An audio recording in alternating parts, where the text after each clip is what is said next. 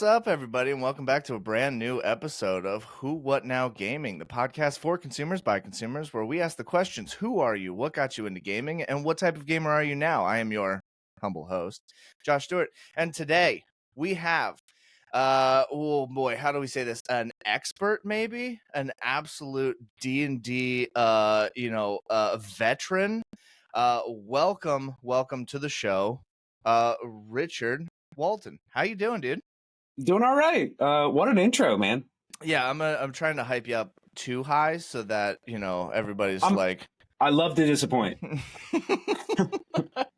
No, dude, you've been a D&D veteran longer than I have, I believe. Maybe. Going back now probably 7 years. Yep. So you got about 2 years on me. Okay. All right. So, first off, we always do the three main questions. So why don't you introduce yourself to the viewers? Who are you? Who is Richard? Yeah. Well, I am a young man of 26. I have been, oh geez. Who am I? I'm a gamer. I was always a theater kid, so, D&D just came naturally to me. As well, make furniture on the side. Love playing games, love watching movies, big into stories. Always been into different forms of art and things like that. Dude, that's fantastic. I did not know, oddly enough, that you were a theater kid.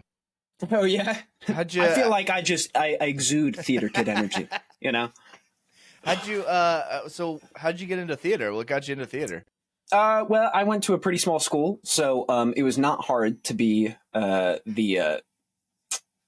wasn't much competition, so I was able to get on the stage, no problem. Okay, cool. And I actually didn't know that I was a theater kid until they were looking for auditions for one of the younger kids for the high school audition, and they needed a kid with a soprano voice, and me at 11, 12 years old, I could hit that pitch. Hey, nice. So, yep. Well, that's cool. What was the first big show that you did? Big show. My school did they did Seussical. I don't know if you've ever heard of it. It's like a Broadway show and everything. It has to do with all of Dr. Seuss's characters. Oh, it's a yeah. musical about that. And so I played JoJo, who was, in the shrunken world that Horton talks to. Whoa, JoJo. And man, you got to play the famous JoJo Siwa? Did you get the dance down? I didn't get to do the dances, but I did get to wear some sweet red Converses. Nice. So that's where it's at. Yeah. No, that's awesome, dude. So how long did you do theater before you were like, oh, well, now I can actually do theater, but gaming? Yeah, well, I did theater as long as I was in high school, as long as there was the opportunity. And then from there, I haven't been doing it much in adulthood, but that's just because there's less opportunities, Yeah. And now that I have D&D, I just get to do it with my friends, and then I don't have to worry about the embarrassment of doing it on stage. That's awesome. So what was the first initial introduction into D&D for you? Oh, I can remember it vividly. So, D&D, I grew up in a very Christian household. And so D&D was looked upon as, the reputation D&D has in conservative households. Demonic, it's devil worship, yep. So I don't think it gets its fair shot. I watched Lord of the Rings plenty. That was fine, but not D&D. Love. So anyways, as an adult, I'm talking with a buddy of mine after I had moved back to Pennsylvania. And I'm catching up with him, and he's telling me all about this D&D game, and he's showing me the book. And I'm like, man, this book is just cool. Man, look at all this art. I love fantasy. I got to look at this. Was it and the he's telling me about handbook? It was the player's handbook, yeah. Nice. And I remember specifically looking at the sorcerer page. I was looking at that art of the guy covered in flames and everything, and I thought that was so cool. And so he's walking me through it. He's like, yeah, you should try it. I'll run a game. And I was like, sure, let's do it. So he invites me over to a game with some of my childhood buddies, and we're going at it. And man, think of what a first game of D&D would be like, and I think it's very similar to what you have in your head. All of us got TPK'd. Okay. We didn't know what we were doing, but it was a blast. It was a blast. Excuse me. That's awesome. What was? Do you remember what your first character was? I do. His name was Merrick Dragadandian. He was a warlock. He was great old one warlock. You came up with that name on your first game? Yeah, he was so extra. He was so extra. He was so an Aasimar, so he was all special, like, oh, I'm a special boy with special powers. Oh, I love it.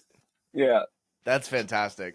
What do you remember what like your like the so I'm assuming you started at level 1, right? Yep, we did. All right. So how far into the game until everything starts going absolutely horribly wrong? Okay, so the DM knows me and the other players because we've grew up together. So he knows that we're going to try to start some shit, you know? Yep. So what I don't know is a Rakshasa is what we're talking to. He's like, oh, you're talking to this tiger guy and he's cool and he has backward hands, but don't worry about it. And I'm like, okay, all right. And he keeps picking at me like, I know you want to kill this guy. I know you want to kill this guy. And like when you first get into D&D, you just want to see what you can do. So the idea that you could just blast the shopkeeper sounds awesome. So he keeps picking at me and I'm not taking the bait. I'm like, all right. Because I can see my other friends keep looking at me like I'm going to take the bait. And I'm like, I'm not going to do it. So everything's going fine. That guy leads us into a combat encounter with a bunch of, what are they called? Spectral armors or something like that. Okay, yep. The suits of armor with nobody inside them. Right. Our DM did not know how challenge rating worked. So we fought like 4 of them at level 1. And also, I didn't know how to play D&D. This was my first like real turn-based strategy game that I played with friends. Right. So in my head, I'm picturing this cool cinematic way that Merrick would take down these guys. And you know how he would do it?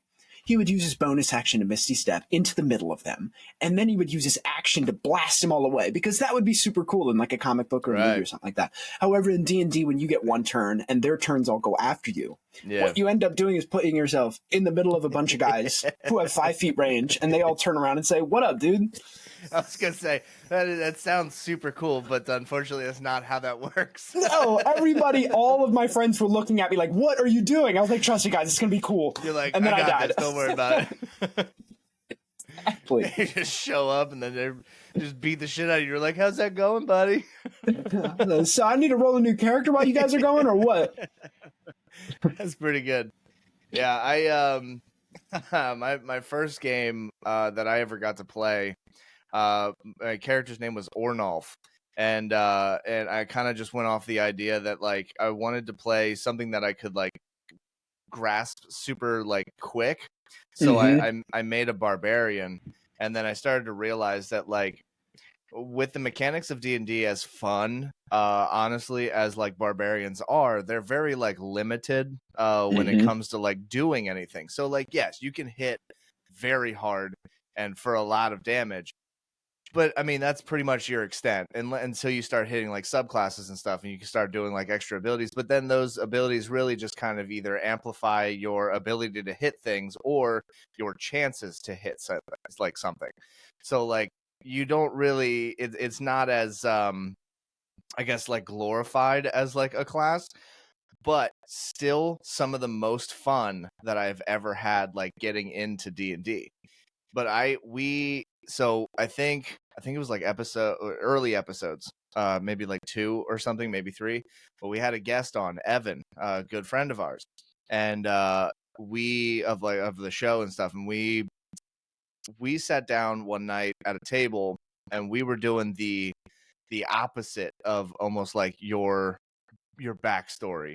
We're sitting there talking about how nerdy D&D could possibly be. Nobody's gonna play this. We're like, what's the nerdiest shit you could possibly do? And we're like, D&D. We're like, that would be insane. It was like, could you imagine all of us in here, a little fireball, and we're like making fun of this stuff, and then we're like, it'd be so insane if we like played D&D. And we're like, yeah, it'd be so like crazy, right?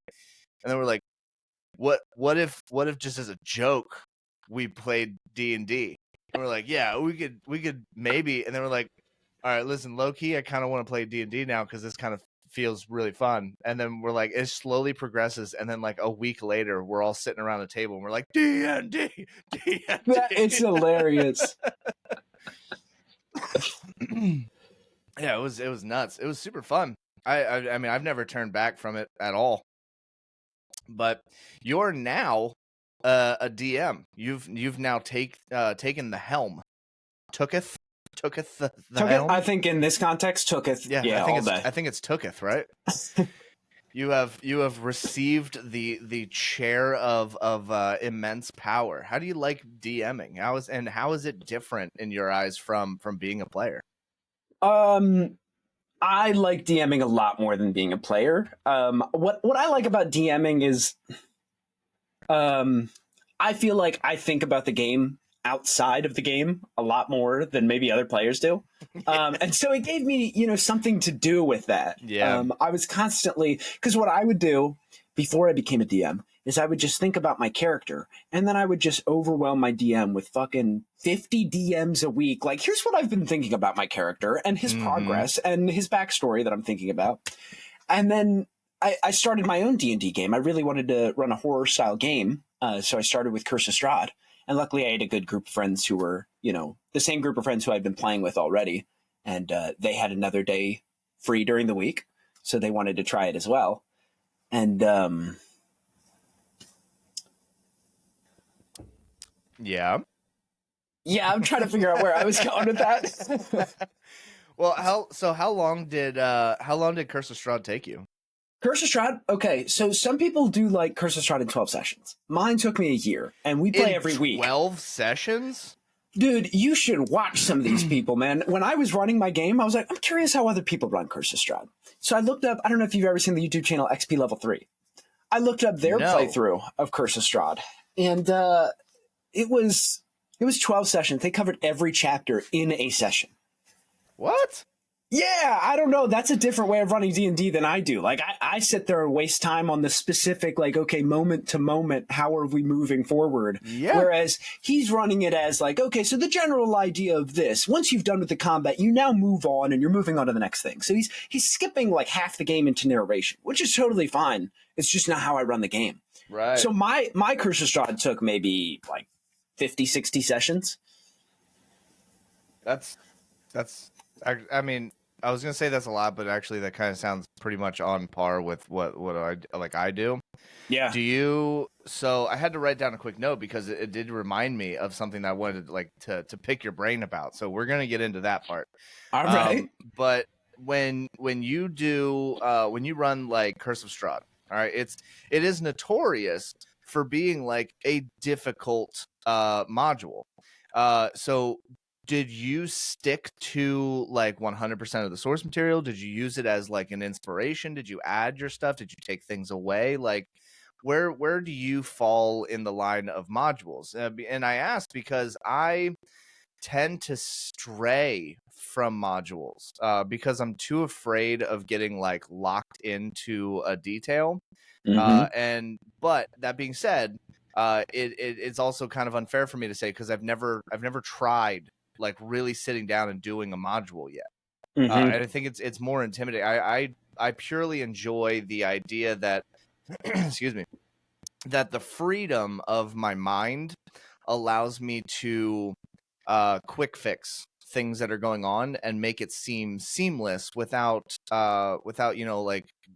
basically tipping off the players that like I either messed something up or I got a detail wrong or I got something, this, that, and the other thing. So like before, like I once had a campaign that my mistake turned into one of the coolest twists, at least in my opinion, and I hope my players also felt the same, in one of my games that I played. And it basically started, and I'm sure we'll get into it later, but it basically was just it was supposed to be like a Jiminy Cricket type of thing, like the voice inside your head that's just kind of like helping you kind of guide you through like the moral decisions, like kind of giving you the background information. And then I gave up a detail by accident and it completely shifted the way that they viewed this like little voice in their head. And so I was like, oh shit, well now I gotta like so the voice knew something it shouldn't have. Yeah, and it was entirely because I was just very excited. It was like one of those energy nights, where like everybody's just being goofy, and I was just like, oh well, this would be so cool if like you knew this, kind of thing. And I just wasn't thinking about it, and I wasn't referring to my notes like I should have, and I was like, yeah, this person now knows this, and they're like, whoa, you shouldn't know that, and I was like, oh shit. right? And I, of course, my ego jumps in, and instead of just being like, hey, you're right, that's my bad, I messed up my notes, like let's bring it back a little bit. I decided to just play into it. I'm like, yeah, dude, absolutely knows that, all that stuff. And eventually it turns into that this voice was an individual who was locked outside of time. And now I'm like, well, now I have to have this whole like situation with the, guy who's locked out of time.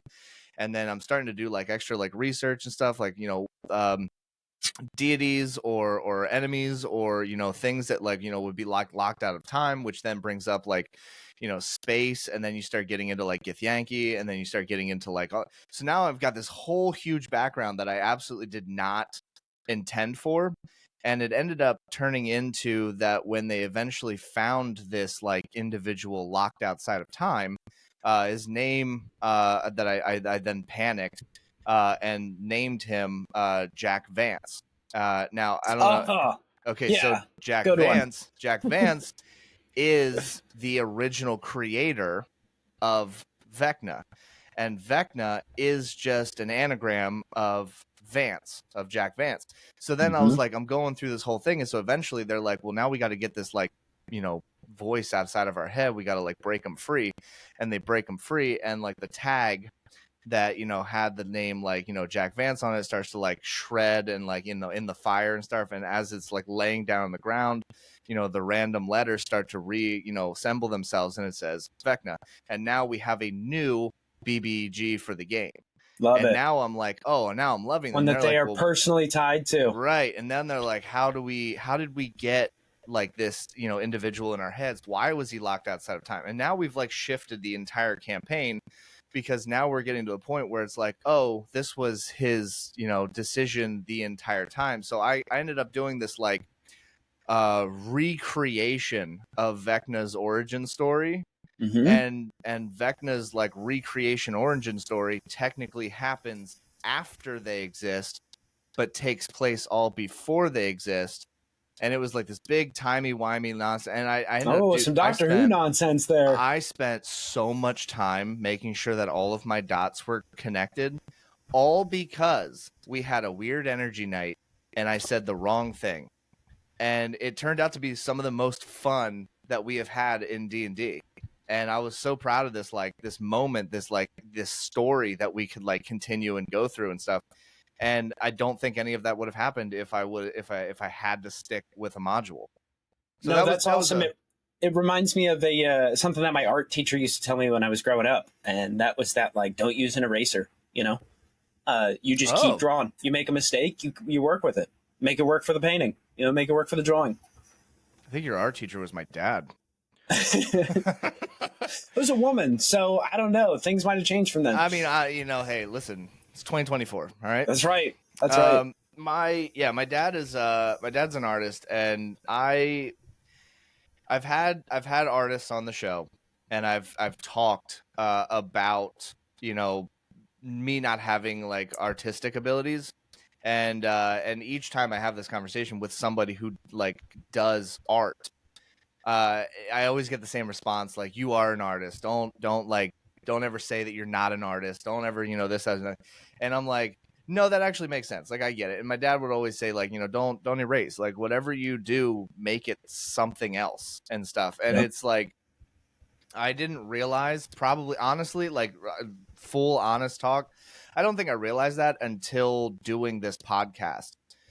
With all of the amazing guests that we have on here, I'm starting to realize that, like, don't use an eraser is such a staple in just life, in gaming, in like, finding the things that you truly enjoy and doing that. Yeah. Like, don't be your own eraser kind of thing. Don't let your mistakes define you and learn from them, you know? And that, goes into D&D is all improv, and not using an eraser is like the pinnacle of improv. You're adapting to what you're doing. Nothing's wrong because it's always just leading to the next thing that could be funnier or better. So let me ask you this: with the theater background, and obviously, with this and D&D, you pick up like improvisational skills. Mm-hmm. How much do you find yourself falling back on that theater and improv and stuff when you are being a DM? Because being a DM can be absolutely chaos, or it can just be like, very to the books. For a while, I think I tried to run things to the books, but what I found was that my players weren't as interested because they weren't making the story. Yeah. It was me making a story that they had to interact with. And I had some players who really liked uncovering the story that I had made. Yeah. But I found that there was more fun to be had in letting things happen at the table. And me having general ideas of where I want things to go. And for a while, I thought that was the way of saying I like to be lazy. I thought that's just what people would say when they wanted to be lazy. Right. But then the more I play D&D, the more I realize that like there's things to do outside of the game, but the story and the decisions and what is going to change and everything like that needs to happen at the game. Yeah. That's the only way the players will stay interested, is if their actions are what are moving the story forward. Yes. And well, yeah, 100%. To get back to what you were saying, the theater thing, the improvisational, like nowadays, it's a lot of improv and it's a lot of funny voices for characters. Interesting, like I like to pick a character from a movie or a TV show or a game I've been watching, and I'm like, that's this person now, and then I start playing it that way. And then half the game turns into improv between me and two other players, and we're still getting things done. We're improvising, and those moments of levity allow me to get a little bit darker in the moments of combat or peril and things like that. And improv works for conversational parts of D&D. Improv doesn't always work for combat encounters and things like that. I'm sure you've had those experiences where you improv'd an encounter and then you're sitting there with 3 players down and you're like, my bad guy has a lot of health still. How do I get them out of this? Funny you say that. I'm dealing with that right now, actually. Oh yeah. Even as a I've been DMing for a number of years now, and I still find myself at these pretty crucial like learning moments. And I have so up until the game that I'm running now, I have always been preparing and running games that last anywhere between like 5 to 7 hours. Because it's one of those things where we all get together maybe like once every other, we get like maybe twice a month, Mm-hmm. and we're gonna sit down and we're gonna dedicate like from 3 p.m. to midnight, and we're gonna play D&D, and this is how we're gonna do it, and so sometimes we get really well into it. We've started at 3 p.m. and ended at like almost 2 in the morning. That sounds awesome. Yeah, and it's so fun. But I was so lucky to have a group that is so flexible to do such a thing that it would get to a point where now I'm running a game that we only have 3 hours on a Friday night to run something every other week.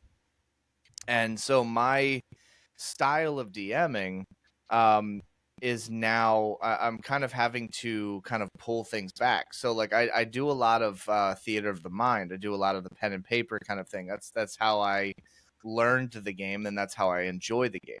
Not saying that any other like style is better or worse. It's just that's what I learned, and that's what I started. So now with this game as a DM, I'm now using like OBS. Everything's virtual. So which means I actually have to like add a bunch of things to like make sure that my players are seeing what I'm envisioning. And but I've gotten to the point where I sometimes will lay down details that I think will be picked up on, and then I'm just we get to a point where those details were not picked up on, and it's not fault of the players. Probably more fault on me for not making it more. Let's be honest, it's the fault of the players. It's always the players' fault. We're perfect. Players, if you're listening, it's not your fault, all right? It's me. It's not you. There is but I mean, like, as a DM, like it's your responsibility to make sure that everybody's like, picking up on the things and making sure that you're actually like, um making the details available to be picked up on. And sometimes you get like the funny like the giggle nights. Everybody's just on a different level of we're just having fun, we're enjoying ourselves, right? So sometimes details get missed. So I'm running a game that takes place in the Nine Hells. This is it's outside of the actual lore of D&D, but it's in the D&D world.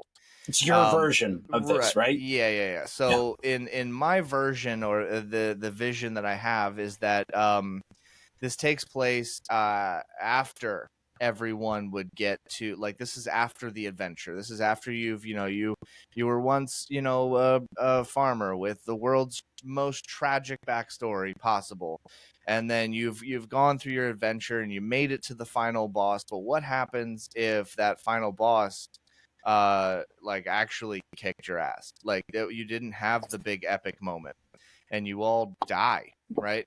So our campaign begins where you failed in the last campaign, quote unquote. So everybody's level 10. I marketed the game as being extremely difficult. I'm making it very difficult because I want to see. I've run so many low level campaigns that I want to see what it would feel like to just like try to DM absolute, almost demigod level levels. See what would happen.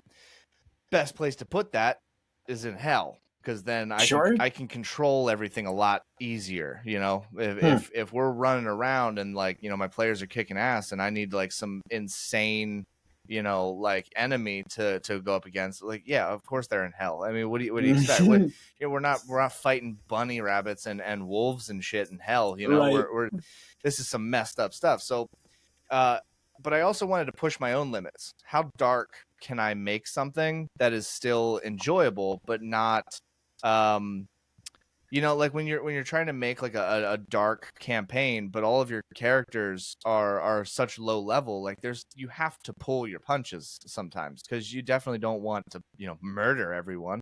Curse of Strahd started at 3. I understand. Yeah. So I'm like, everybody's level 10. We're gonna go into it, and so we go into the game, and it's super, like, I went with this like real artistic like intro, and honestly, it was so much fun. We had so much fun, but then I became my own worst enemy, because as we're moving through, I think I started trying to implement things that I would normally do as a player at a table, where I'm physically in front of my players, and sometimes that does not translate well when you're doing it virtually.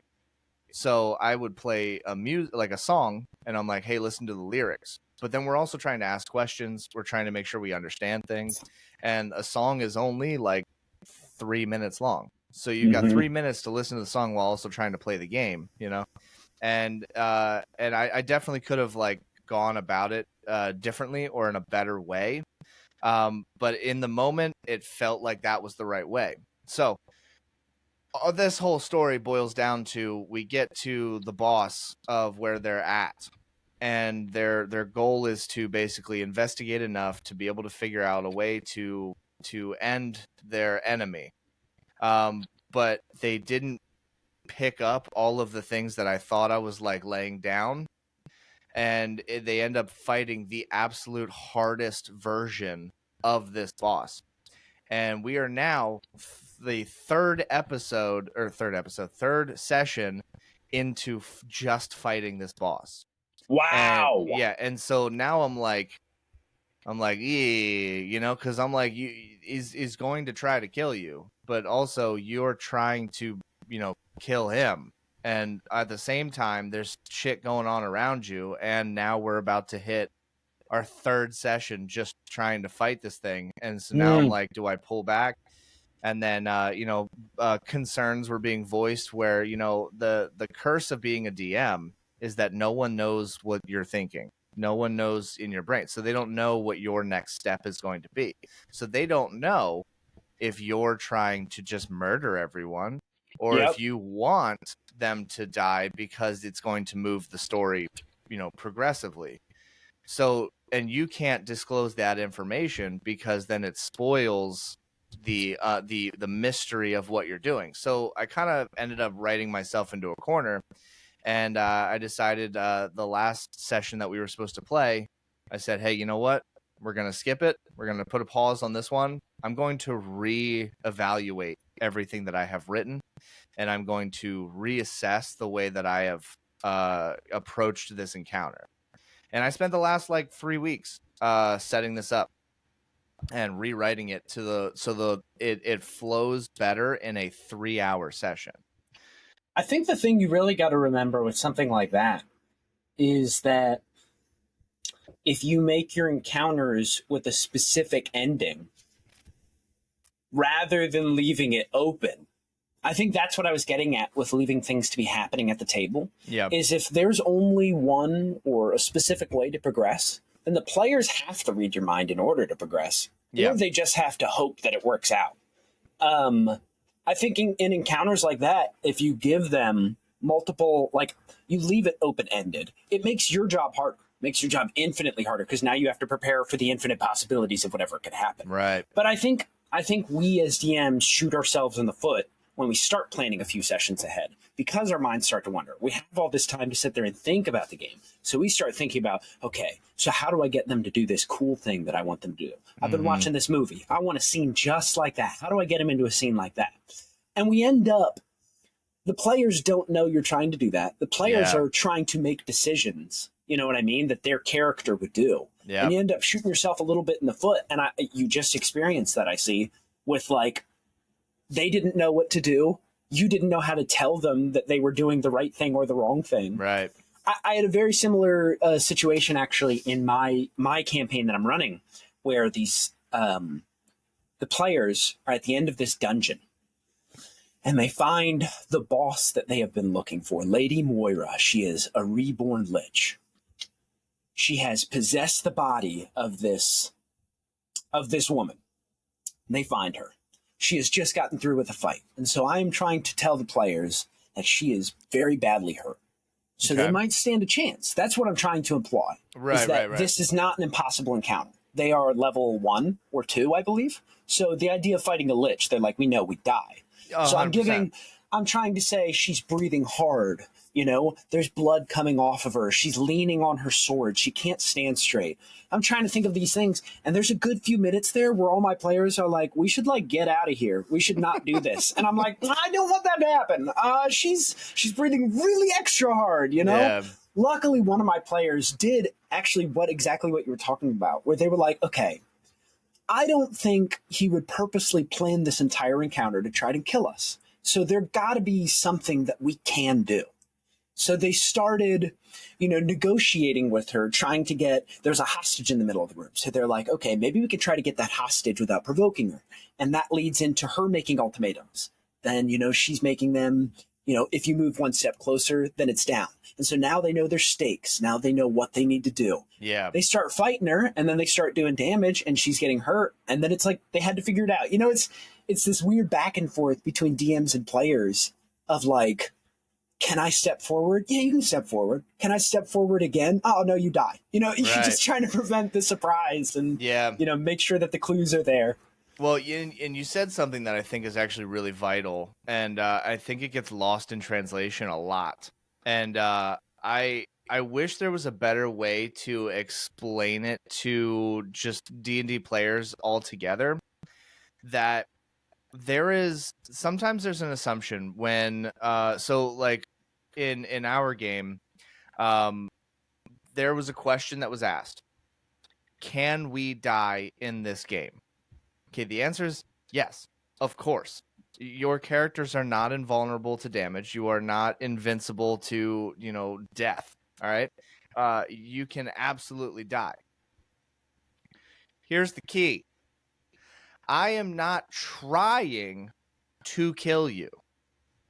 I think that's where we get lost in the translation. And I hope, and I mean it in the literally the kindest possible way that I could say to all D&D players and my players if listening, we are not, I'm like, as a DM, we're not trying to murder you unless it is pre-established with that player. Because if I murder all of you, all of my work goes to shit. I don't have anyone to play, to play the game. And if people are like, oh, well, you just re-roll characters. Okay, but as someone who loves stories, if I kill all of the players, no one knows what the fuck is going on. So why would I have them continue where we left off? It wouldn't make any sense. No one knows what the hell's going on. We don't know, like, those new characters wouldn't know why they're in the castle. They wouldn't know why they're being chased. They wouldn't know why they're hunting this person down. So, like, it is a collective storytelling effort where I am laying the bricks and you are choosing the path. I am not intentionally trying to kill you. If you do something stupid like, I think I could jump that 50-foot gap, and I say, you definitely won't, or you'll have to roll a natural 20 and you don't. Yeah, I mean, you did that to yourself. You died. Like, that's on you. That's not on me. But I'm not going to purposefully put you in front of an enemy that is going to murder all of you. Like, I've also had it happen where, sorry to interrupt. No, you're fine. Please do. I've had it happen where I was running one-shots before we ran this campaign. I was running these one-shots that all took place in the same world that I was going to run my campaign in. Yeah. And what I was actually doing was, I'm making things that will connect the story later that they know about, that they don't know they know about. I like so in that. these one-shots, they're playing this boss, and they get to this boss. And I did not notice an ability on the sheet until it was time to play the game. Now, me and my players do have a trust. We got through Curse of Strahd with only a few player deaths. And so that was like, we established how I run games, how they need to act in my games. And that sounds very legalistic, but they know that they have to be on their shit when they're in a boss encounter. That's like what they know. Good session 0. And it is, you can say that, but the players have to learn to trust you over time, and you have to learn to trust them with hard encounters over time. Right. So it's a back and forth. So where was I going with that? What were they doing? Okay, so they're in this one shot. They're going up against this boss. I get to this part in the sheet, and I'm looking at it, and I'm like, great ability. Didn't even realize he had it. Let's do this. It's like the second round of combat. These guys did the best thing they could. In the one shot, they were able to recruit this tribe of soldiers to come help them fight the boss. Okay. And it was like, they did what they needed to do to get this easier. However, they also made the mistake of making an entire martial party for the meme. They had a monk, they had a rogue, and they had a fighter. And so they get into this, and I have an AoE ability that, I'm not kidding, one shot 2 of them and brought the other one down to like 3 health. And it killed all of the soldiers since they were low level. Yeah. Like, it was that easy. Second round of combat, it is this guy, and it is one of my players left with 3 health. And this guy goes down, and I have to end the one shot with, and he stomps on your heads. And that's the end of the play. So now, as sucky as that was, because I'm not a video game who's been, patched and things like that for it to be a perfect player experience. I am one person who is trying my best to make this, ride the line of difficult and fun. Right. And, it ended up working out because I get to use this fun story for my actual campaign. And luckily it was a one shot, right? I would have never been able to do that in a campaign. That would have just ruined the night. Yes. And, now I will tell you, as much as my players knew it was a one shot, they knew it didn't matter that much.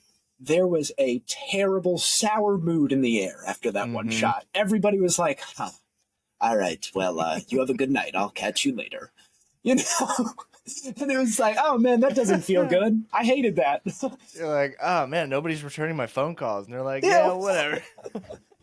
Yeah, notice you guys are playing D&D on a different night. What's that about? Yeah, I wasn't invited. It's so weird. I think must have lost connection. Guess I'll just go kill imaginary people in video games.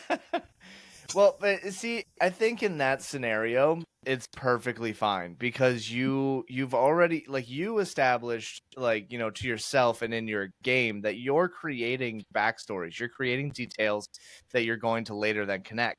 So it's all a part of the story, and they're one shots. Those characters don't actually, matter to the broad scheme of the the broad campaign. Mm-hmm. But if you were playing like Curse of Strahd and you're getting through, and you guys are like, you said it took like, what you said, like almost a year 50 or to so, 60 sessions, about a year. So say you're like 35 sessions in. You're deep into the story. You know exactly what you want to do. Your players are ready. And then you just showed up and you purposefully kill every single person in that party. Well, now, like, they're done. Made my job infinitely harder. They don't trust me anymore. Exactly. They don't like the game that I run. Yep. 100%. And that's kind of what I'm saying. So there's like, I like what you said, where you have to get to a point where your players trust the DM trusts the players, and I think that's what, like, not something that you can fully establish in a session 0, but what I guess my question is, what are things that you personally like to implement into your games that make it clear what your like actual intentions are with a story? Do you outright tell people? Is there a style that you go with that kind of allows that? Do you have specific like crit ratings for your enemies and such when you do so? Like what is your, like, I guess, do you mean like, hit me with your mind thoughts. my mind thoughts in I got them. Do you mean in like combat difficulty, or do you mean in progressing through the story? Like contextual clues to help them know what they're supposed to do? Is that what you mean? So I did mean the progression of the story, but you brought up combat, and that actually kind of does bring up a curiosity, because combat is a difficult thing sometimes for a DM to make sure that you're properly like setting everything, because like all right, so one of the, for those who don't know, one of the difficult things with D&D is that your level not always really a good representation of how strong your party is. Mm-hmm. Absolutely. You can have like, so critical ratings are based off of like how much or what level your party should be at a certain, like at an average of 4 players, kind of thing. So you could, with a proper build, you could technically have a duo party that is stronger at the same level than a party of 4 players.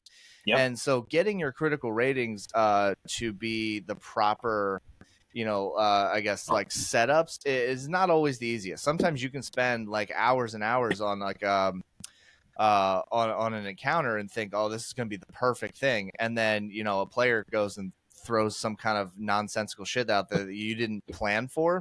Yep, your subclass can do that. What? Yeah, 100%. Yeah, and then all of a sudden it's like, bam, your encounter's over. You spent like real time like trying to figure this one out, and then it's done in no time. Now, one of the best things about that, though, as opposed to finding out that your boss or your enemy can do stuff like that and you're in a pickle where the players are in trouble, when your players do that, though, like, okay, maybe my session is going to be a little bit more improv because they just took away the hour that I had planned right there. Right. But dude, the excitement at the table when your players do something like that, you can't get that anywhere else. Your players are going to be so unbelievably hyped that they got one over on you. Their special decisions that they made when they were creating their character actually mattered in a situation like this. And it wasn't just some meaningless, okay, you didn't have to do one more side quest. No, like you made this boss encounter a cakewalk because you made the right decisions with building your character. I respect that a ton. I love somebody who takes the time into their build to make it good. I'm lucky that all 4 of my players like to do that. Because if I had somebody who didn't do that and they were in my game, they would hate it because they'd be playing with people who are the same level as them, but way stronger. Now reverse it. Now you have figured out you can do something, and you've absolutely wrecked your party. Exactly, that one-shot situation. Like, oh man, and everybody's in a terrible mood. Everybody's sour. Nobody's having fun because it's. As the DM, I get to do a lot of stuff. Winning is not something I need to do as well. Right. So yeah, the moment that I realized that this enemy at full strength in our campaign for the the 9 hells, well, I'm like looking through and I'm like, oh, what other things can we do here? And then I'm looking at like some of the spells and the abilities and stuff. I'm just like browsing while like, all the other players are like taking their turns and stuff and trying to figure out, communicate and everything. And then I came across a 2-worded spell that like I was like, I can't not use this because it would It's be too good. Why wouldn't it's he? too good. And so when I'm looking over there and I realize that my enemy has the ability to use power word kill. Oh yeah. And I'm just like, if I don't use it, then I'm not truly fighting with this character's full potential. But then if I Sure. use it, But also the players don't know that he has that. You don't have to use it because they don't know he has it, know? But you want to, don't you? But I know he has it. Oh my gosh. Listen, man, when it comes down to button. Yeah, when it comes down to it, though, at the end of the day, in D&D, we're all just players. We all want to have the fun, epic moments and stuff. That and yes, reminds me... I love so much when my players are doing so like awesome and everything. But then sometimes it is kind of fun just to throw a wrench into it and just see everyone, kind of fall apart and then go, it's okay, I'll put it back together. Don't worry about it. Like, there was the final boss fight with Strahd at Curse of Strahd. They got to have, the Avengers thing where, like, expectations were not subverted. The entire time they were going to fight Strahd, the final fight is against Strahd. It's exactly what they've been waiting for all of these sessions. They have been building their characters to level 12 to kick this vampire's ass. They get to this guy. And so, this is a tangent, but this guy... I have been mysteriously hinting to this hooded figure that's been showing up now, along with Strahd, to these events. And they're like, who is this hooded figure? At the end, it's revealed this hooded figure was a simulacrum that Strahd had made of himself. Mm-hmm. So now they're fighting 2 Strahds in this. This one Strahd sends a disintegration spell at one of my players. And there was a moment in that final boss fight, it was near the beginning of the boss fight, where we all held our breaths. This guy might not be able to play this boss fight, depending on how this roll goes. Because you can't revivify a disintegration. Right. You can't do anything. You can't pick him back up. That's done. So that was a wild moment where, like you're thinking, that power word kill, I saw that disintegrate, and I was like, oh yeah. Oh yeah. You're like, so I'm sitting there we're like... just going to take one person completely out of the game. Now, guys, I hope you know, if you do not make this save, you will probably not be playing for the next session or 2, which is really disappointing. But, this spell is in the game for a reason. Yeah. And I want to press the red button. So, luckily, he made the save, and he was all right, and it all worked out. But just one of those lessons in, like, maybe not a lesson, just a fun, like, the dice get to decide what is about to happen. And that's probably, and it goes back to what I was saying, where you got to leave things at the table, is when things aren't predetermined, the suspense and the tension of everybody watching that dice is so good. It's palpable, everybody's just like, what's it going to be? What's it going to be? And it makes that night so much more memorable. So let me ask you this then: when doing those types of roles, those big epic moments, you've got your players' attentions, you're pulling everything together, okay, and you know that this decision right now is going to hinge on the rest of the mood for the rest of this like campaign and stuff. Yep. How loyal are you to Dice Christ? For those who listening don't know what Dice Christ is. Yeah, go ahead. Dice Christ is the ability to take the full value of your dice. You do not fudge them. You do not change them. You do not lie to your players. What exactly the dice say is exactly what goes. I think a good DM knows when to fudge and when not to. A moment like that you build up the tension for, you need to know when you're willing to fudge and when you're willing to not. A big moment like that, you are taking all stakes and tension out of by fudging a thing like that. There are small moments, I think, where you can get away with fudging, where the players won't even notice, and it'll just make the game better. It'll only make the game worse if you don't fudge it. I agree. Moment like that, though, you got to build the tension up in a moment like that. Like, that moment's got to happen, Yes. I think I'm sure you're familiar, but Brennan Lee Mulligan, does like Dimension 20 and is part of like Dropout and everything. He's got a fun thing when they do their games, which is just the box of doom. And it's like basically, the DM's way of saying, hey, we're going to put this directly in front of the table, which means whatever the dice say goes. There is no, and it's right out in front of everybody. There's no way that I could even pretend to fudge this roll. Like it's going to happen. And like, that's awesome. Those moments of like absolute top tension, I think, make the most epic moments. But then, sometimes like, maybe you spent 600,000 hours building up an encounter or building like a backstory of this like one boss or whatever. And then your players come in there and they basically one-shot them. And you know what? Sometimes I'm not opposed to giving that, enemy just a little extra health so that we can maybe we're just going to be like, adding to it in between rounds. Yeah, just so that we can have maybe 2 or 3 rounds just so I could at least play the character I spent so much time building. It's so good. Well, so I want to get into I heard a rumor and I want you to confirm or deny, because if this is true, this is probably the coolest shit I've ever heard of in my life. There's a rumor from people that you and I both know saying that you have a very special set of dice specifically for rolling while doing virtual games. They are on pre-order. I do not have them yet. Oh my! But I am so excited, dude. I'm so excited. Please tell the viewers and everything about this, because this is probably I didn't even know this was even possible. I'm gonna pull up the name of this. It is because if this is like a real thing, I'm ordering them tonight. I've got to pull up the name of these guys. It's back a little bit in Discord. Yeah. But I'll explain while I'm looking for this. So I play on a platform called Tailspire. I play completely online. And in Tailspire, it's sort of like a 3D view of you're making a virtual game board with virtual characters and everything. So you can view in live time what's happening. You can add ambiance, rain effects. You can build buildings. It's just, to me, it was exactly what I wanted in my my virtual tabletop. Right. Yeah, I mean, you're basically able to create like what you would want to have in like your actual like real life games, but this gives you the freedom to actually be able to do it without physically building things in real life. Exactly. I'm a visual person, and that just like got me so excited. Yeah.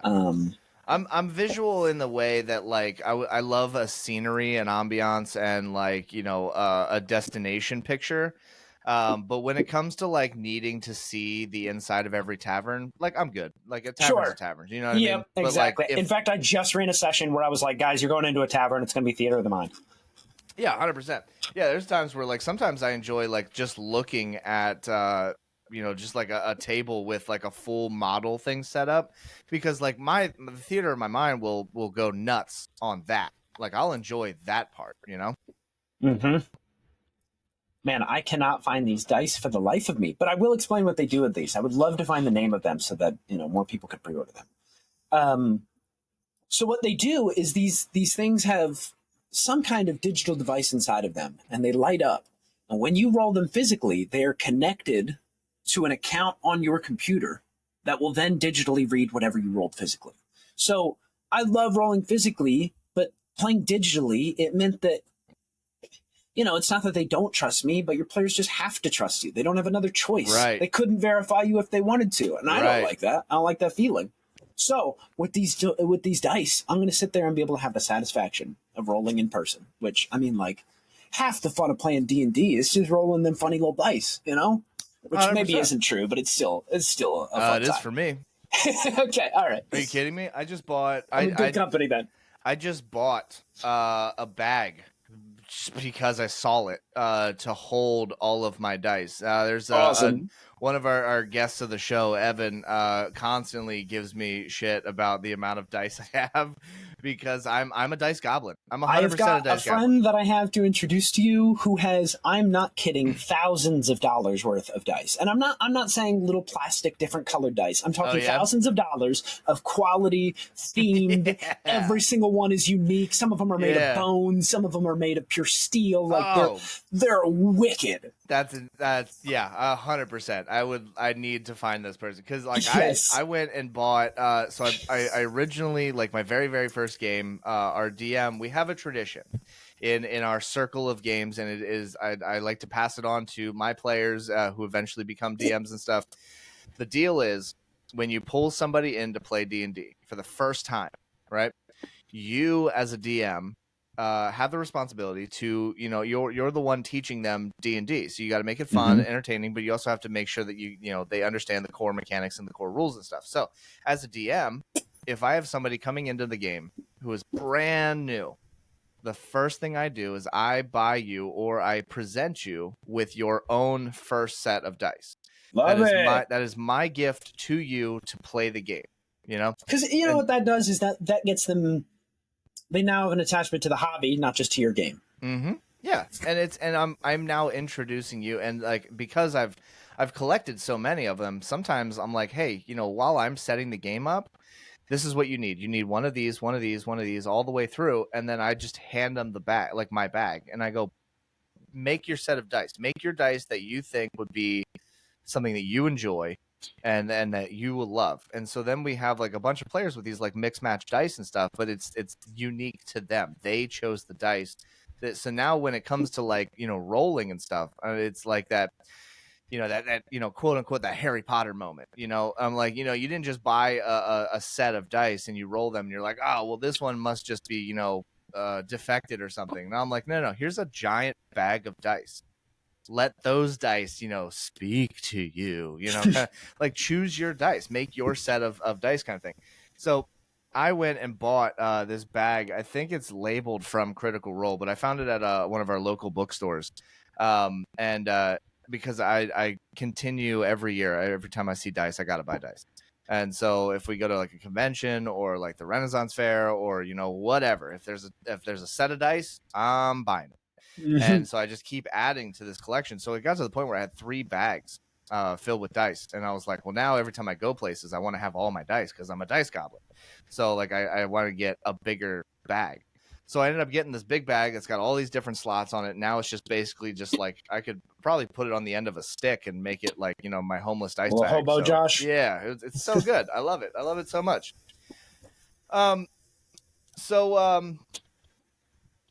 I wanted to kind of get into, before because honestly, time has flown. We are just about at an hour. But I have so many more things that I want to like talk about. There is so I guess I'll start off with the first one, the obvious one.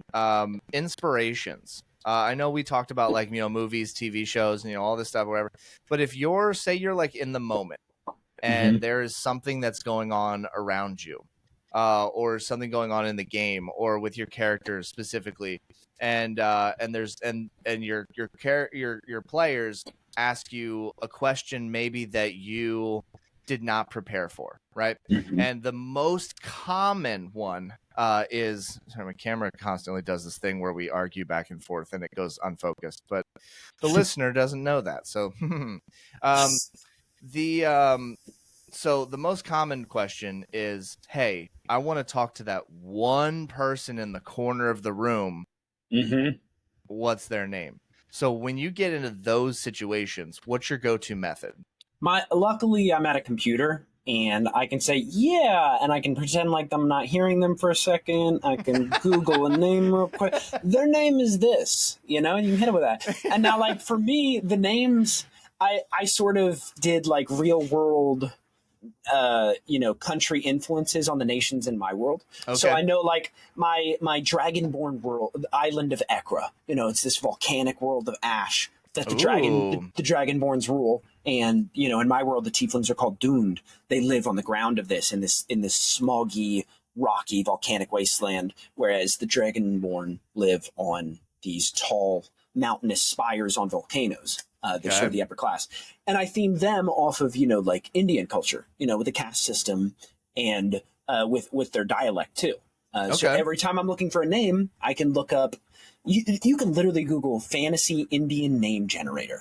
And they'll give you fantasy-themed Indian names. So they're not necessarily like straight-up Indian names that you'd walk around the street and introduce, but they might be like olden-sounding names. And you can just look up that. And so my names might be based on what kind of race they are, where they're from in my world, things like that. And then actually answering the question, it's a matter of stalling and getting it in front of me, No, I like, so you've already established a method for yourself to be able to come up with these answers. Yeah. I didn't have that. I actually didn't. I don't know. I just don't do those and things. It's not that it's really half the time it's for you and the one player who might notice. Yeah. Everybody else is just going to go, I'm not writing that name down. Next. Yeah. What information does he have? I was going to say my players have found a whether it be this game or previous games that I've had, my players would always kind of figure out my weakness, and they could tell which characters have information and which characters don't have information solely based on their names.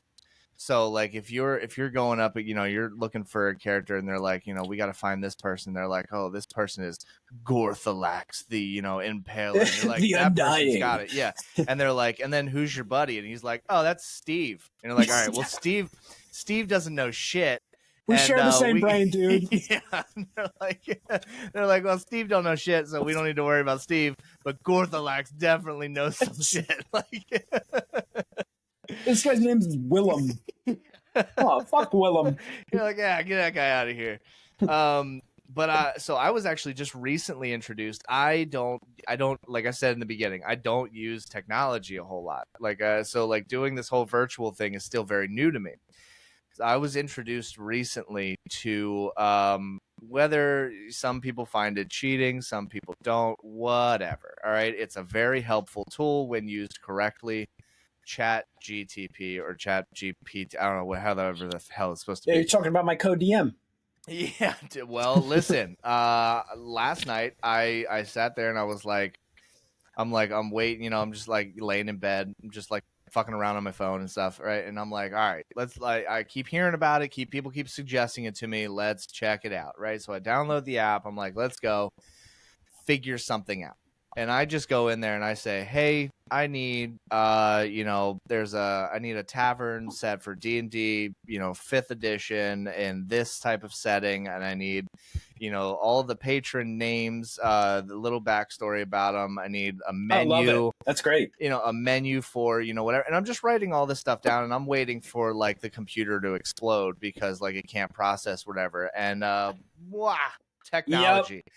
When I hit enter for the next 3 minutes, I just watch it come up with a full itinerary of an entire town, the list of names, backgrounds, how they're connected, the menus, the prices for these things. And I'm just like, what? That is a great way to use it. Menus and all that little stuff that I am not concerned with, but would make the world feel more real. Oh my God. That's where it's so useful. And I'm like, I'm not going to use it for my big stuff in the game, but I'm like, oh my God, we're walking through a town. Everyone always wants to know, where's the tavern? What are they selling? Mm-hmm. And I go, absolutely. Boom, hit enter. Here's everything in that damn tavern. Here's all the people. And now I'm going to start throwing my players off because all those characters named Steve, nah. Now we got no longer. We got generated names. Aragorn instead of Arathorn. No, I've been using it in what I did. So I have an online sort of database that you can look through for my world, which has factions and nations and races and all this stuff. That's right. Yeah, you've shown me this before. So what I was able to do was all that info that I had in that, I took the info. So one of my nations is called Dendria. It's your sort of Camelot, Gondor, lawful human place. Yep. So I took all of the information I had typed on that, different races, their values, their ideals, their history. I put it into ChatGPT. I just sent it to it. And then I followed up with, use the following information to create a travel encounter table for this nation. And it did it. And it did it. Wow. It needed a little bit of work, but that's where I found it was so useful. It's I did the creative part. Now help me do the part that makes it a game. And it's the same thing with you doing it for a tavern. Like you were like, hey, I have an idea for a tavern. Now fill out all this little stuff that I would have to spend a disgusting amount of time that I don't want to do it. Maybe some DMs like doing that. That's not what I do it. So that, damn, See, that's where I need to learn more about the things that you can do, Dude, because like everybody brings a new perspective on it. I didn't think of that yeah. in thing, like it's the amount of ways that you can use AI conversationally is insane. Yeah. Well, well, all right. I'll tell you off camera, because I got some news for the show, but our viewers won't know about it until eventually I lock everything down and that All episode right, comes guys, I'm a out. man of the people. I'll share. I'm taking this down.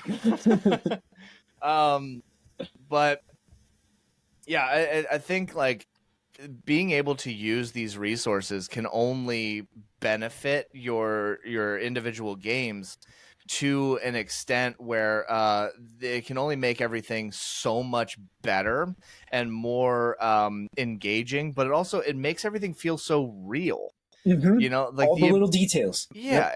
and it's something that I think it almost kind of brings to the D&D table that like video games already do, but in the difference is that like in video games you're like, oh, this is nonsensical, I don't need this information, because it's just visually it's right there in front of you. But In a in video game, your D&D, objective is to go hunt the guy. It's not to investigate this. But in D&D, your right, objective is whatever you want it to be. So that exactly, information is as useful as you want it to be. yes, I think, it's yeah. it's so nice. So I guess last subject I wanted to kind of pick your brain about here. When it comes to the necessity of the unspoken danger of being a DM, the forbidden railroading, where do you fall on that line, and what are your feelings on like the necessity and of like railroading sometimes, or the like just letting your players, like how much freedom is too much freedom, and how much railroading is too much railroading? I have definitely struggled with that in my games, wondering whether I'm leaning too far one way or the other. And I think I went back to what I was saying earlier, where I used to prep a lot, where I want them to go, where I want them to end up, and for me, that was railroading, was that I was prepping where they were going to end up. That's the problem. I should only be prepping the situation in my mind.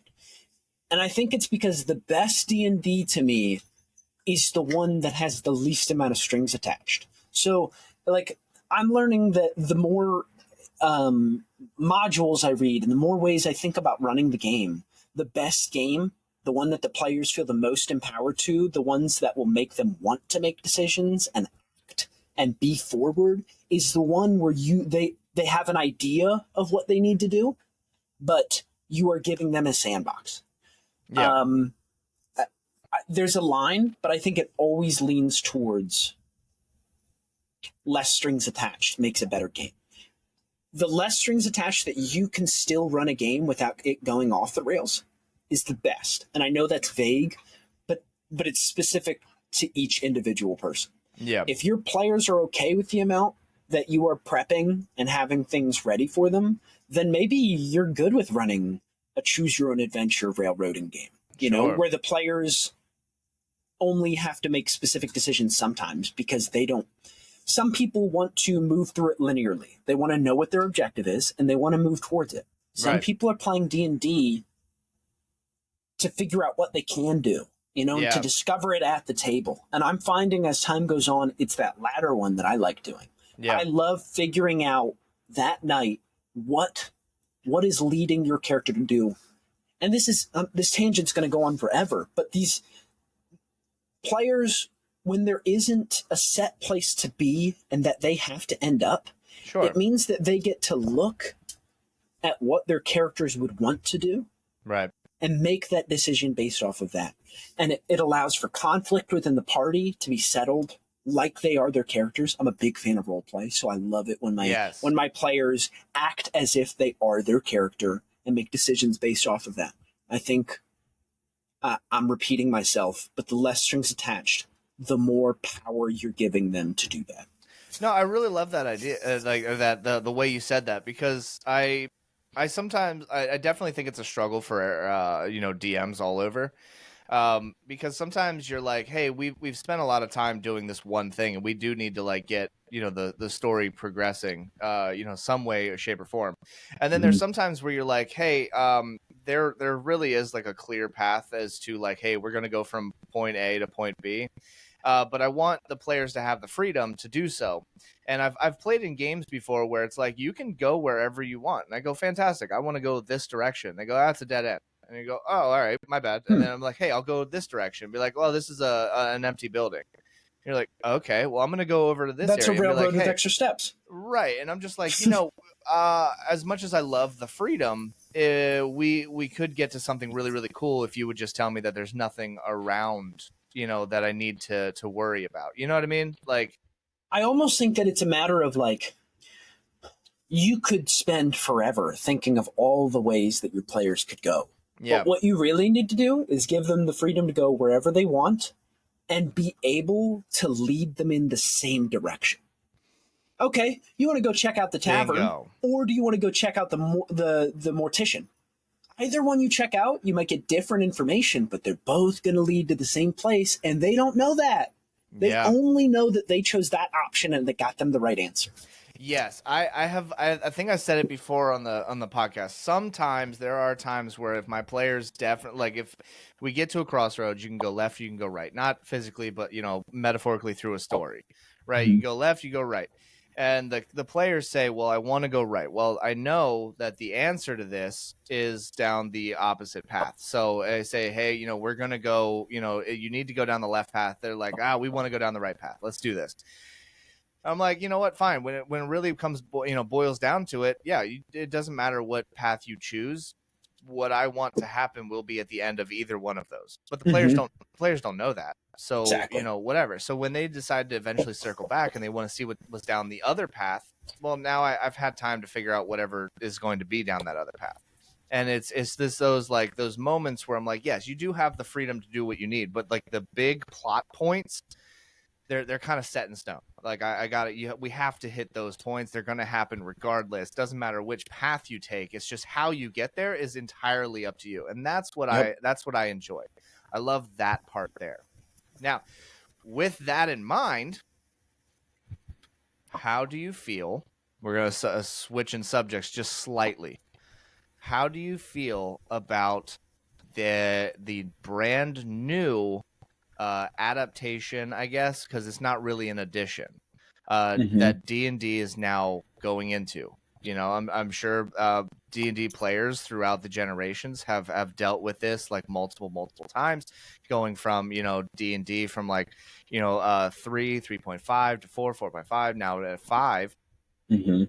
Now we're going into they're calling it like what, D&D 1 or D&D. I just called the 2024 edition. I don't even know what to call it. And I've been seeing a lot of that. Now I have not personally dividend super deep deep into all of the subclasses, but apparently there are a lot of changes for the better. I don't know, I haven't looked into it, but have you checked this out at all?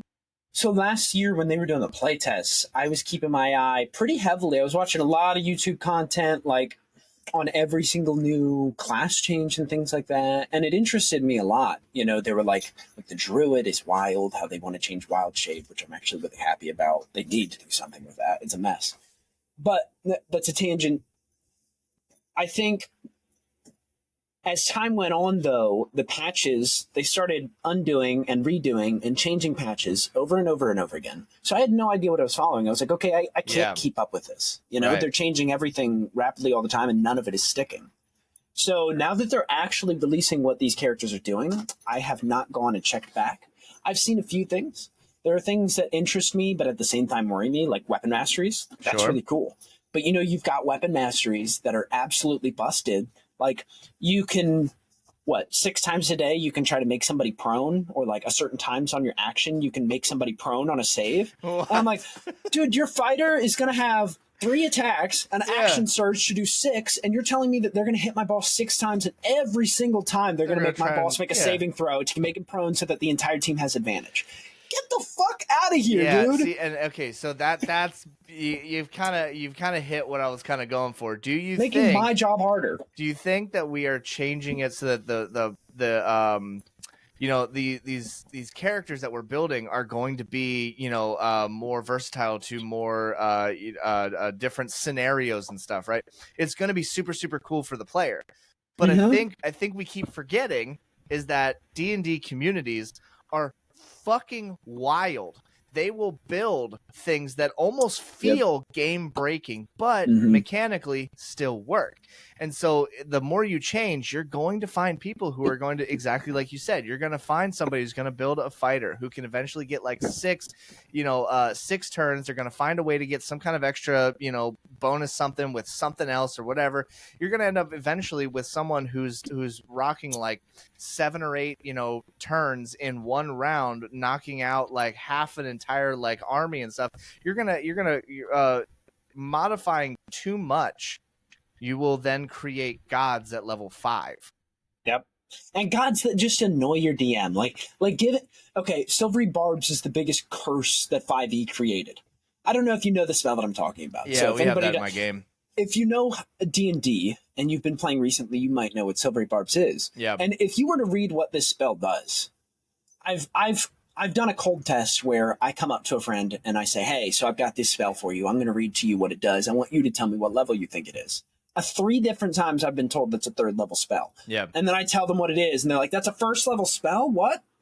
And it's like, okay, so my problem with spells like that and things like luck and other things like that is it's a tension ruiner, because I don't care that you're able to get out of it. What I care about is that moment has now just been flipped onto its head and there's no stakes anymore because you just roll the dice. And now we're slowing down the game. Things don't get to happen as quickly as they should because you're like, wait, I have a Silvery Barbs. Okay, so let's roll that. Let's figure that out. Okay, all right, so it didn't work. Now the game, what should be a moment thing so that we can move on to the next, has now slowed down infinitely so we can sit here and figure out if you can stop it. And you get to do that every single turn. And it's things like that I think that D&D is moving in a direction where they're trying to give players an option to do every single thing and prevent every single thing. And what you're doing is dude, Chris Perkins, if you're watching one of these videos, he goes, now this ability will really annoy some monsters. I'm like, no. Monsters aren't real. The monsters don't give a shit. Okay. Monsters aren't real. Okay, I'm real. They're gonna annoy me. I'm not gonna like doing it anymore. Right. Yeah. No, that's a good point. I would love to sit down one of these, maybe like a future episode here, or maybe like, if you check out, the YouTube content kind of thing.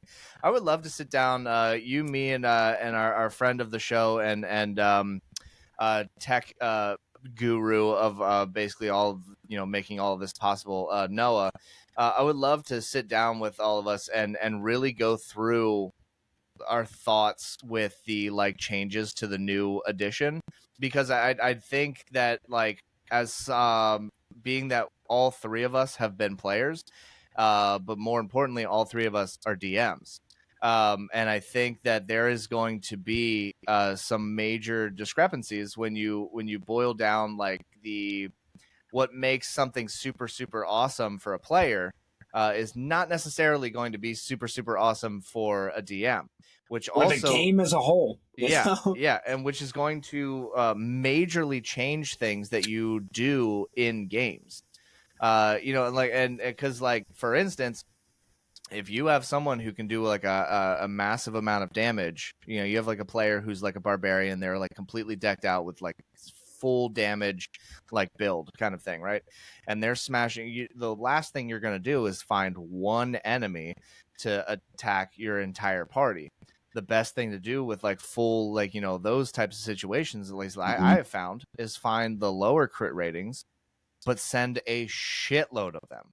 But you've got your wizard who's going to cast fireball. Well, I love that because you're pointing out that different ways of approaching an encounter like that, give different characters, different players are going to have different strengths and different ways to shine. The wizard's going to be able to fireball all those critters. The barbarian's going to be able to 2-shot the big guy. Yeah, I've had one where they found themselves into like a tomb type of thing with all these like caskets like decoratively like placed along all of the walls and stuff. And when they went in there, it was like this real like Indiana Jones moment. You know, the doors closing, they're now trapped in there. They got to find the puzzle to get themselves out of there, right? And they solved it incorrectly, which was more fun for me, not fun for them, but it was more fun for me. And so all these like caskets and stuff started opening up.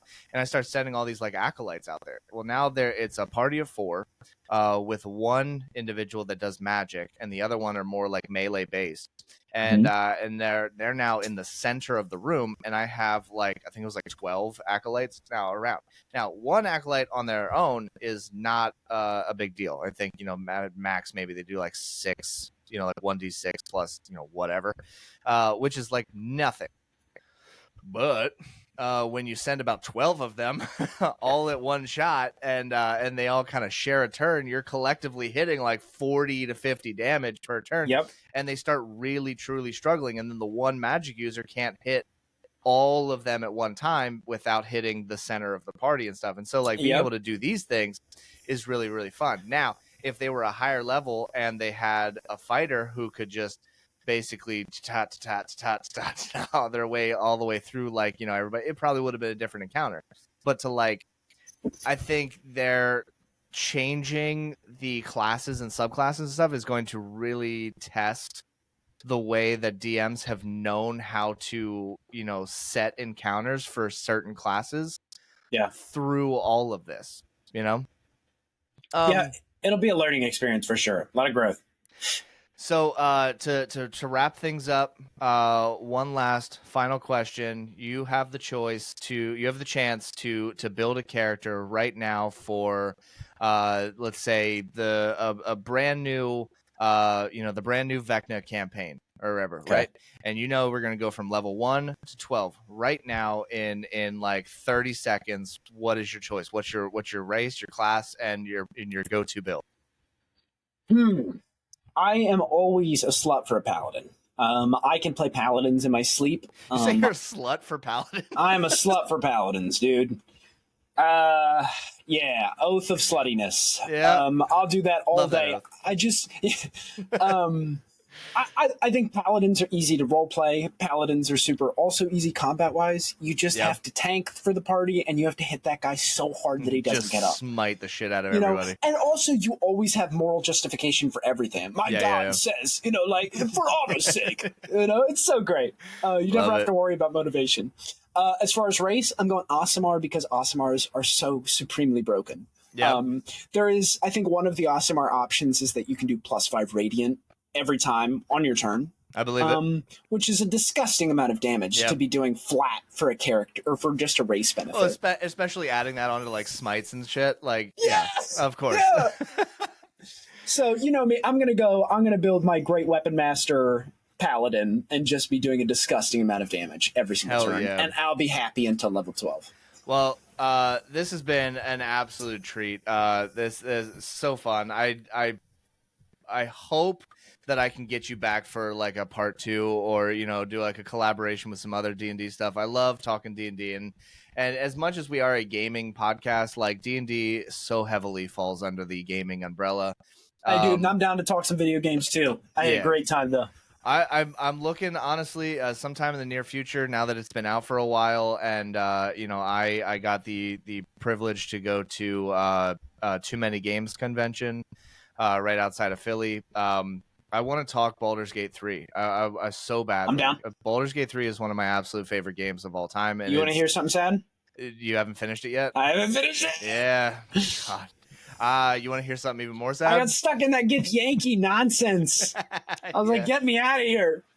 I've finished that game 5 times now. Oh my God. I have maybe close to 500 hours in Best companion? Best companion? So here's the thing. When it comes to best companion, as in enjoyable, purely gives me just so much joy and entertainment. Astarion. Astarion's my boy, and I will I love him till the day I die. Now, favorite like companion, like life companion, is mommy herself, Karlach.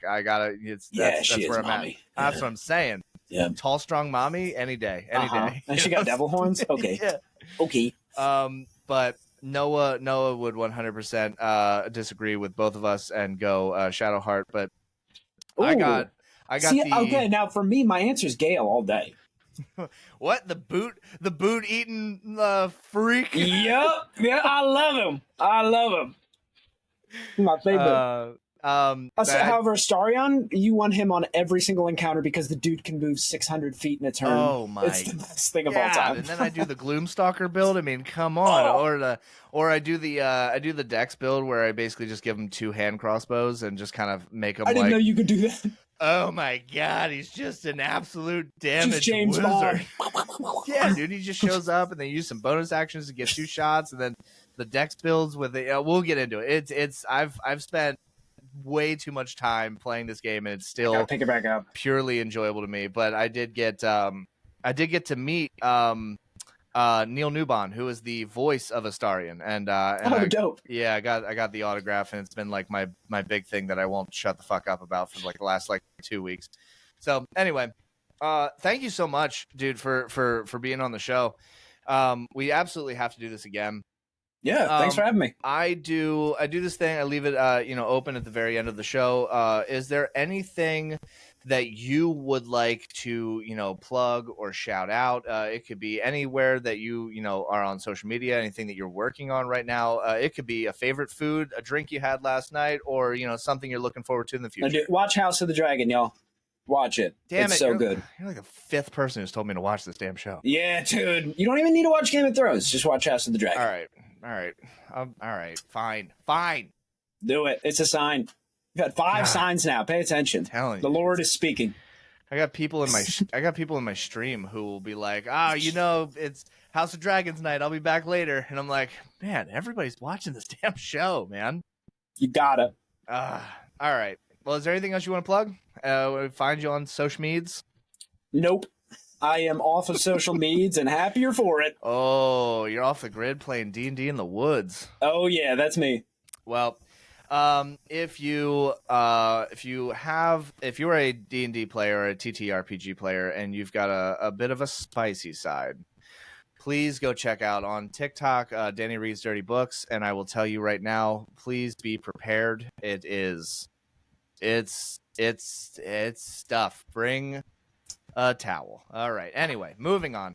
We have the tech guy of the show. Absolutely fantastic individual. We love him so much.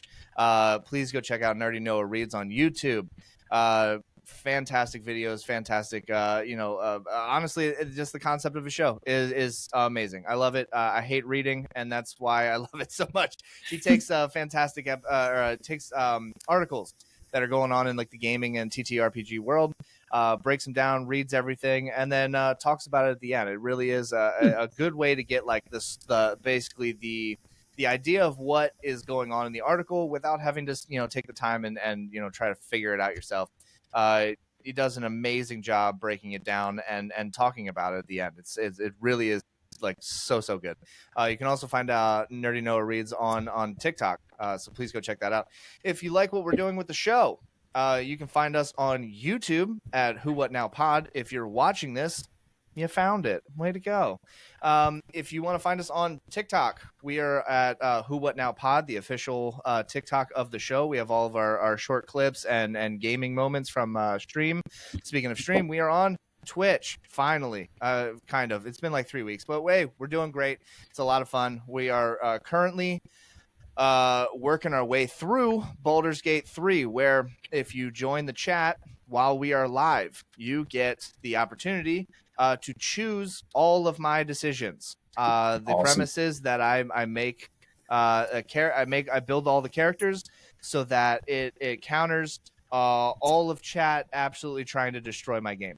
So it's so fun. We have a lot of fun. We're laughing, doing stream stuff. But you can also find us on Instagram at Phoenix Store. You can find us on Instagram at Who What Now Pod, on Twitch, twitch.tv / Phoenix Store, PhoenixStwrt. All links will be at the bottom of the description for each episode. So check those out. And until next time, Richard, my dude, thank you so much for being here. This was an absolute blast, and I absolutely have to have you back for another episode. Yes, so sir. until next Anytime. time, have a fantastic month. Have a fantastic day. Enjoy the days around you. Hug a tree, kiss a squirrel, and high five a mountain. And we'll catch you on the next one. Buttersquash.